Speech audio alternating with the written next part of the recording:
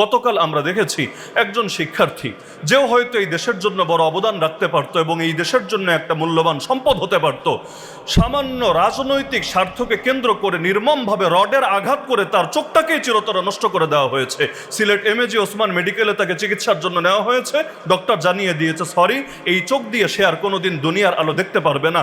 অথচ এই শিক্ষার্থীও সে হয়তো এই দেশের শ্রেষ্ঠ বিজ্ঞানী হতে পারত, সে হয়তো এই দেশে শিক্ষাঙ্গনে বড় অবদান রাখতে পারত, কিন্তু এই সামান্য রাজনৈতিক স্বার্থে তার চোখের দৃষ্টি চিরতরে কেড়ে নেওয়া হলো। কি হবে এমন রাজনীতি দিয়ে? রাজনীতি ছিল জনগণের জন্য, অথচ রাজনীতি আজ কত মায়ের বুক খালি করছে। আমরা এই নতুন বাংলাদেশে, জুলাই গণ অভ্যুত্থান উত্তর বাংলাদেশে এমন দৃশ্য আর দ্বিতীয়বার দেখতে চাই না। মেধার যোগ্যতার ভিত্তিতে যদি নিয়োগ না দিয়ে দলীয় চামচামির ভিত্তিতে নিয়োগ দেওয়া হয়, যখন যেই দল ক্ষমতায় আসবে শুধু তাদের লোকদেরকে নিয়োগ দেয় আর অন্যদেরকে বঞ্চিত করার চেষ্টা চালায়, তাহলে এই জাতি কখনোই এই ক্ষেত্রে মান সম্পন্ন হতে পারবে না, বরঞ্চ তারা এই ক্ষেত্রে পিছিয়েই থাকবে। আমরা দেখেছি এই দল ক্ষমতায় আসতে না আসতে ব্যাংকে বলেন, ভার্সিটিতে বলেন, প্রতিটা ক্ষেত্রে নিজেদের চামচাগুলোকে এস্টাবলিশ করতে গিয়ে অনেক মেধাবী থেকে জাতিকে বঞ্চিত করেছে। এমন এমন লোককেও তারা দায়িত্ব থেকে সরিয়ে দিয়েছে যারা বাংলাদেশের জন্য একটা নেয়ামত ছিল, রবের বিশেষ নেয়ামত ছিল, যাদের কদর করা দরকার ছিল। একটা কথা মাথায় রাখবেন, যারা নেয়ামতের কদর করে না, আল্লাহ তাদেরকে নেয়ামত দেয়ও না। লা ইন শাকারতুম লা আযীদান্নাকুম ওয়া লা ইন কাফারতুম ইন্না আযাবি লাশাদীদ। যদি তোমরা কৃতজ্ঞতা আদায় করো আমি আল্লাহ নেয়ামত বাড়িয়ে দিব, আর যদি অকৃতজ্ঞ হও আমার আযাব কিন্তু বড় ভয়ঙ্কর। সুতরাং এ সমস্ত দলের চাটুকারিতা ছাড়েন, সব জায়গায় দলীয় প্রভাব বাড়ানোর এই চেষ্টা ছাড়েন, না হলে এক সময় মেধাবীয়া খুঁজে পাবেন না, প্রতিটা ক্ষেত্রে লোকই খুঁজে পাবেন না, তখন এই দলীয় চামচারা আপনাদের পতন আর ঠেকাতে পারবে না। ভাষা হলো বাহন। মানুষের ভেতরে যতই জ্ঞান থাকুক না কেন, ভাষাগত যোগ্যতা না থাকলে সে সেটাকে প্রকাশও করতে পারে না, এবং ভাষাগত যোগ্যতা না থাকলে জ্ঞানের পূর্ণতাও কখনো সাধিত হয় না। অথচ আমরা দেখতে পাচ্ছি স্বাধীনতার অর্ধ শতাব্দী অতিক্রান্ত হওয়ার পরেও আমাদের শিক্ষা ব্যবস্থা এমন একটা পর্যায়ে দাঁড়িয়ে আছে, অধিকাংশ শিক্ষার্থী নিজের মাতৃভাষাটা পর্যন্ত ঠিকভাবে পারে না, আর ইংরেজি এবং অন্যান্য ভাষা তো আরো দূরের কথা।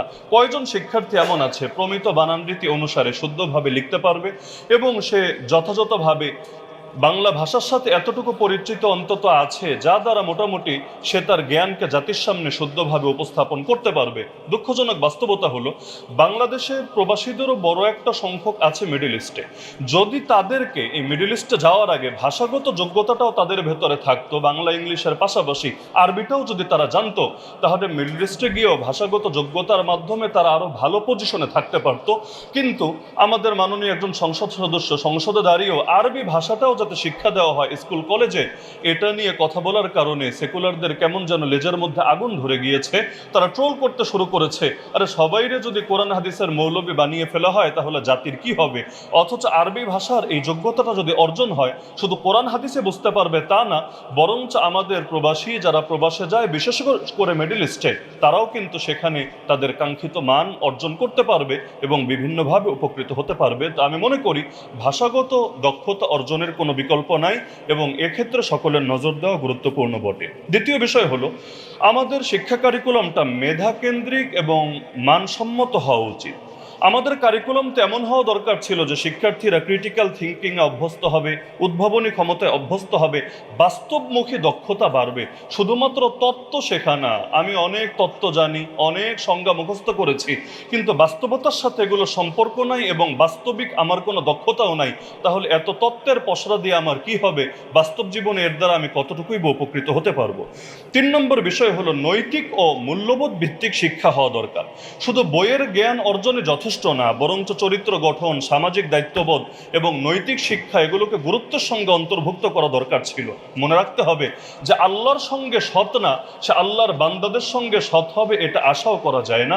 প্রতিটা শিক্ষার্থীর ভেতরে আমরা ন্যূনতম আল্লাহর ভয় যদি না ঢোকাতে পারি, তাহলে ভবিষ্যতে তাদের দ্বারা দেশ যেভাবে গড়ার সম্ভাবনা ছিল একইভাবে ধ্বংস হওয়ার আশঙ্কাও কিন্তু আছে।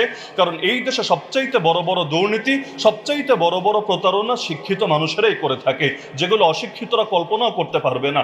এজন্য শিক্ষার সঙ্গে সঙ্গে তার সততা, তার নৈতিকতা, তার ধর্মীয় মূল্যবোধ এগুলোও যাতে বৃদ্ধি পায় এদিকে নজর দেওয়া দরকার। এজন্য দরকার ছিল প্রতিটা লেভেলে যোগ্য বিজ্ঞ প্রাজ্ঞ আলেমদেরকেও শিক্ষক হিসাবে নিয়োজিত করে তাদের দ্বারা ধর্মীয় শিক্ষা এবং আল্লাহভীতির শিক্ষাটাও এমনভাবে দেওয়া হবে যাতে করে যে যেই সেক্টরেই যাক না কেন তার দ্বারা দেশ ক্ষতিগ্রস্ত হবে না, জাতি ক্ষতিগ্রস্ত হবে না, তার দ্বারা এই একজন মানুষের একটা টাকাও কোনো ধরনের কোনো প্রতারণার শিকার হবে না। চতুর্থ বিষয় হলো প্রযুক্তি ও ভবিষ্যৎমুখী শিক্ষা।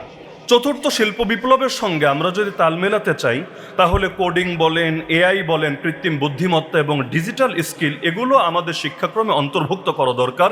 না হলে যুগের সঙ্গে আমরা তাল মেলাতে পারবো না। পৃথিবী এগোতে থাকবে সামনের দিকে আর আমরা আটকে থাকবো নির্দিষ্ট একটা গণ্ডির ভেতরে, যেটাই জাতির জন্য মোটেও কল্যাণ বয়ে আনবে না। পঞ্চম বিষয় হলো গবেষণা ও উদ্ভাবনে জোর দেওয়া দরকার। উচ্চশিক্ষায় গবেষণার জন্য পর্যাপ্ত বাজেট ও সুযোগ সুবিধা রাখা দরকার। বিগত দিনে এই প্রেস ক্লাবেই আমাদের ভাই সাদিক কায়েম দুঃখ করে বলেছিলেন যে ঢাকা ভার্সিটির মতো প্রতিষ্ঠানেও গবেষণায় বাজেট হলো জিরো। যেই তথ্য আমার নিজেরও জানা ছিল না। গবেষণার জন্য জিরো মানে কোনো বাজেটই আলাদা করে রাখা হয় নাই। এটা একটা জাতির জন্য লজ্জা এবং আফসোসের বিষয় ছাড়া আমি মনে করি কিছু হতে পারে না। ষষ্ঠ বিষয় হলো মানসম্মত কারিগরি উপযোগী শিক্ষাক্রম হওয়া দরকার। আমাদের সমস্ত ক্ষেত্রে বাস্তব জীবনে কাজে লাগে, যেটা আমি আগেও পয়েন্টে এনেছি, এই ব্যাপারটাকে খুব বেশি করে ফোকাসে আনা দরকার এবং এক্ষেত্রে ভোকেশনাল শিক্ষাকে, কারিগরি শিক্ষাকে মূলধারার শিক্ষার মতো সমান গুরুত্ব, সামাজিক মর্যাদা দেওয়া, যাতে করে শিক্ষার্থীরা আত্মকর্মসংস্থান এবং আন্তর্জাতিক বাজারে কর্মসংস্থানের পর্যাপ্ত সুযোগ সুবিধা পায়।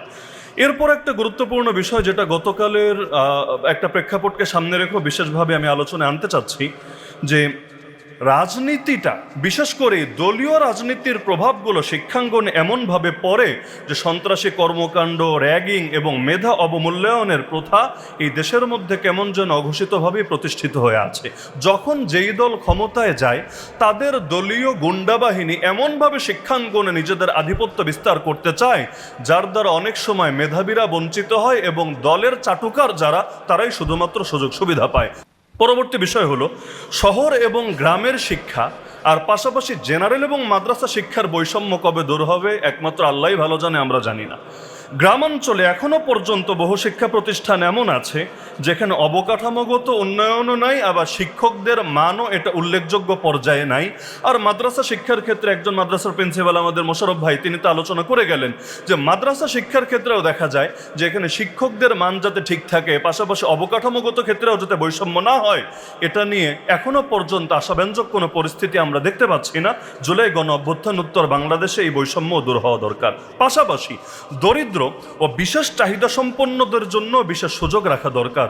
কত মেধা ঝরে যায় শুধুমাত্র এগুলোর যথাযথ পরিচর্যার অভাবে, অথচ দরিদ্রদের জন্য এবং বিশেষ চাহিদা সম্পন্ন যারা রয়েছে তাদের জন্য যদি আমরা বিশেষ পরিবেশ তৈরি করতে পারতাম তাহলে এদের ভেতর থেকেও বড় বড় ব্যক্তি তৈরি হতো এবং এটা সম্ভব ছিল। পাশাপাশি আমি মনে করি ইন্ডাস্ট্রি এবং একাডেমিয়ার একটা মেলবন্ধন হওয়া দরকার। বিশ্ববিদ্যালয়গুলোর সাথে বিশেষ করে দেশি বিদেশি শিক্ষা প্রতিষ্ঠান ও ইন্ডাস্ট্রির সংযোগ তৈরি হওয়া দরকার, যাতে শিক্ষার্থীরা সরাসরি চাকরির বাজার ও গবেষণার কাজের জন্য প্রস্তুত হতে পারে। আর সর্বশেষ দুটো পয়েন্ট বলে আমি আমার আলোচনার ইতি টানবো। এর মধ্যে একটা হলো শিক্ষকদের মর্যাদা ও জীবনযাত্রার মান যতদিন উন্নত না হবে ততদিন পর্যন্ত আপনি শিক্ষা ব্যবস্থার যতই উন্নয়ন করতে চান স্বপ্নই থেকে যাবে, এটা কখনোই বাস্তবসম্মত হবে না।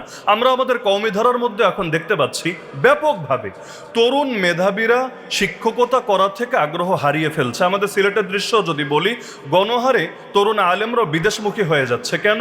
সে যখন দেখে আমি শিক্ষকতায় গেলে আমার নুন আনতে গেলে পান্তা ফুরাবে এমন এক অবস্থা, বেতনের পরিমাণও কম থাকবে, আবার 6 মাস 1 বছর বকেয়া থাকবে, সে চিন্তা করবে আমার কি দরকার এটার পেছনে ছুটে জীবনকে শেষ করা, আমি এর চাইতে বিকল্প কিছু ভাবি। আমাদের বাংলাদেশে শিক্ষকদের জন্য সম্মানজনক বেতন কাঠামো যদি নিশ্চিত করতে না পারি তাহলে মেধাবীরা দিনকে দিন শিক্ষকতার পেশা থেকে আগ্রহ হারিয়ে ফেলবে এবং কেউ ব্যবসা বাণিজ্য, কেউ বিদেশ যাওয়া ইত্যাদি কাজের মধ্যে জড়াবে, যার পরিণতি কিন্তু পরবর্তী প্রজন্মের জন্য মোটেও মোটেও ভালো হবে না। আর পদ্ধতিগত নিয়োগের ক্ষেত্রে একটা পরিবর্তন আনা দরকার, আমাদের পতন আর ঠেকাতে পারবে না। আর আজকে সর্বশেষ পয়েন্ট হলো আমার ডিজিটাল শিক্ষা এবং এআই, এটার ব্যাপারে বিশেষ ফোকাস দেওয়া দরকার।